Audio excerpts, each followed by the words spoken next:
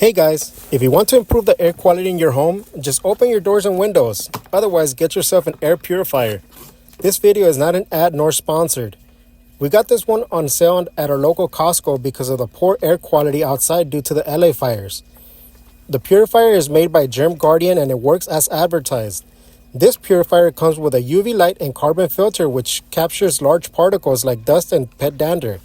Keep the mesh on as it keeps debris from being sucked into the internal fan, especially if you have furry family members.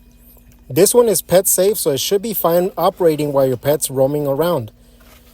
It operates automatically, so you should regularly clean the mesh as that's a primary source for the system to filter your indoor air. And if you haven't done so already, don't forget to like this video and subscribe. And if you want to support the channel, check out my Patreon in the description below. Thanks for watching, and I'll see you in the next video.